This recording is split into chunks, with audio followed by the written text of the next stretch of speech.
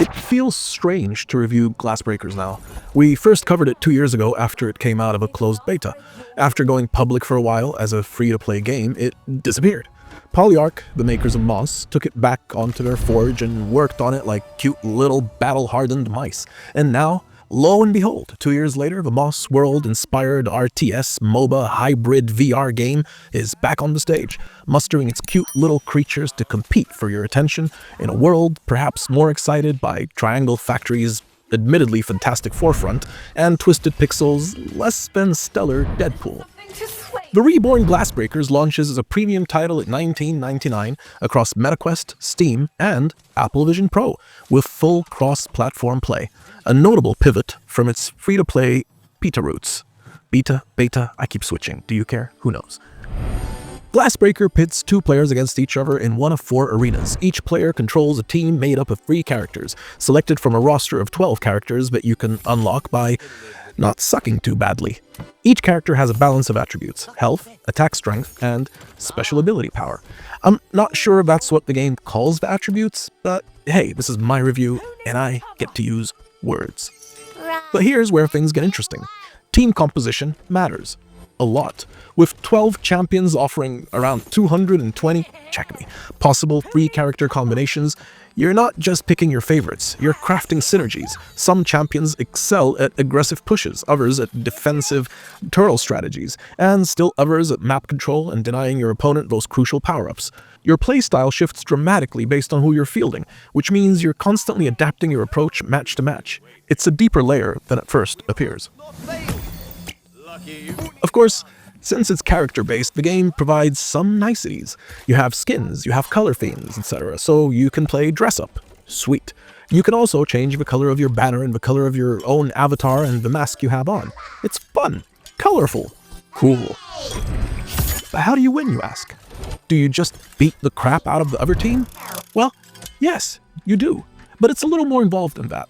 Each player has 3 glasses. There's your main glass, which is essentially your headquarters and your healing center. On both sides of your main glass base, you have 2 other glasses, which function as your defensive turrets, but whose destruction opens the door to defeat. So, here's how it goes. The game, like life, runs on a timer. You have no time to waste. Time is of the essence and all that. If you destroy the other player's main glass, you win. If you don't, then when the timer runs out, whoever has the most glasses standing is the winner. If you both have the same number of glasses, well, it goes into overtime. And if you both survive overtime with equal glasses, then whoever has the most shield points left wins. The other player, their history, forever destined to live a life of shame and regret. It's tough when life goes bad for an otherwise cuddly little creature. Look, it's all really great fun. Unless, as Doc, you're just not into this sort of game. I love it. Pete loves it. Let's dance tonight. And my 11-year-old son loves it too. So basically all the cool kids dig it. Now, the game has much more nuanced mechanics. Your characters get stronger as they land more kills during the game, giving it a momentum-based angle. The more you win, the easier it is to win. So you're on edge all the time, trying to eke out kills without getting killed yourself. It's a delicate balancing act, which really gives the game a strong ebb and flow as you land a kill or 2, then rush back to the base to defend yourself and heal. But the hexagonal map itself has power-up spots that, if you occupy, can spawn power-ups that augment your health, your attack strength, or your special ability cooldown. So you're also driven to race and fight for those. Once spawned, you can give them to any of your characters, each of which can be equipped with up to 4 of them. Did I mention the sway glass? Whoever destroys the sway glass has extra glass smashing power. Hence, sway. Case in point. I was playing against Pete the other day, and I really thought I had him on the ropes. I'd whittled down his side glasses, my squad was stronger, and victory felt inevitable. But he deftly managed to turn the tide with some clever positioning and a last-second assault on my main glass that snatched victory from my grasp. We both had to conclude there are no ropes in Glassbreakers. The momentum can shift in an instant, and matches that feel decided at the 7-minute mark can flip completely in the final 30 seconds. Now, put all these elements together and you end up with an intricate game of strategy and a lot of ways to win. It all comes together to give you a game that looks cute but offers surprising gameplay depth. You can play traditional 1v1 matches or jump into a buds mode for 2v2 and cooperative team play, which adds yet another level of tactical coordination. When it comes to visuals, let's just say Polyarch. Okay, done, we're good, moving on. No, wait. Perhaps you haven't played Moss or Moss 2. Perhaps you have yet to savor the colorful cuteness that Polyarch so graciously and deliciously pours wholeheartedly into their creations. The champions' character designs and animations are easily the star of the show here. They're animated beautifully and exhibit a great deal of character. It's easy to fall in love with all of them. And so, yes, even grown men, especially Pete, like to dress them up in different skins and colors and change them up to see which teams form more formidable combos. It's all good, clean fun. The environments are less impressive but are still colorful, moody, and perhaps more importantly, unobtrusive.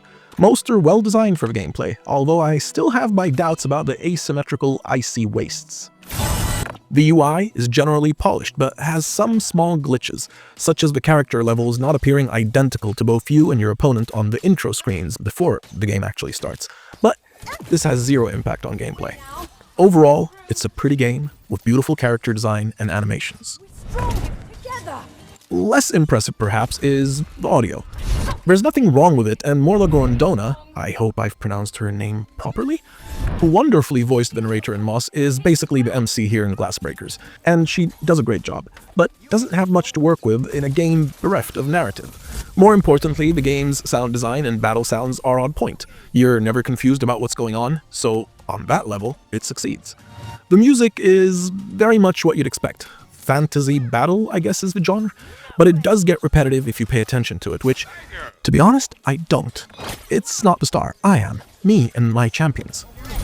Okay, so let's talk about the niggles. You're watching 60OF reviews, and where would we be without our niggles? Remember when Kevin Costner built that baseball field and they came? Well, this might be Glassbreakers' biggest stumbling block. Polyarch has built the damn game, but it seems not enough of you are playing it. I am old enough to shake my fist at the clouds and wonder why. The only real weakness Glassbreakers has right now is that not enough players seem to have adopted it, so you'll often find yourself paired with a bot. Now, I don't want to anger Skynet in its infancy, but playing with bots isn't half as much fun as pummeling real-life people and reducing grown men to tears. The cross-platform play between Quest Steam and Apple Vision Pro should help populate the servers, but the game needs time to build its community. To be fair, there is an active Discord community where you can arrange matches with real humans, which is great if you're willing to coordinate, but the servers aren't populated enough that you can just pop on at 2 AM on a Tuesday and expect to find a match. You'll need to either plan ahead or accept that your opponent might be running on algorithms rather than adrenaline. I wish the game had a toggle to only match me with real players instead of defaulting to a bot after a set time, but I understand why that's the case right now. The solution, of course, is obvious. Play Glassbreakers so I can reduce you to a miserable puddle of jelly. All kidding aside, Glassbreakers, like all multiplayer games, will live or die based on player adoption. And right now, it's looking a little slim. I don't even like to say this because I'm worried it'll dissuade you from giving it a shot, but hey, be the change you want to see, said the balding villain. Glassbreakers is marred only by the absence of a large community and the fact that, to be Gary, it doesn't really need to be in VR. Don't get me wrong, the tactile controls of reaching into the board and physically directing your champions adds something to the experience, and facing your opponent across the table brings a psychological element that flat gaming can't quite match. But the core gameplay could translate beautifully to a traditional PC or console experience. I actually think one of these problems is the solution to the other. MOBAs probably do better on PC than in VR, and I genuinely believe Polyarch should make a flat version of Glassbreakers ASAP. If it's cross-platform, it would massively help populate the servers for those of us who do want to play it in VR. It's also a game in sore need of a friends list. Polyarch, seriously, I shouldn't need to call my friend out of the game to get a code to join his party. Give us proper social features and make this easier. It's 2025. Despite these concerns, Glassbreakers is a wonderful RTS MOBA hybrid with fantastic character designs and animations, nuanced game mechanics, and, if you can find the people to play against, almost infinite replayability. It's a shame it's not as popular as it should be. and I'm baffled by the lack of coverage and enthusiasm toward it in the MetaQuest YouTube community. But hey, you heard it here, folks. Overall, 8.5. There's Delicious. a game of glass. Only lessons learned.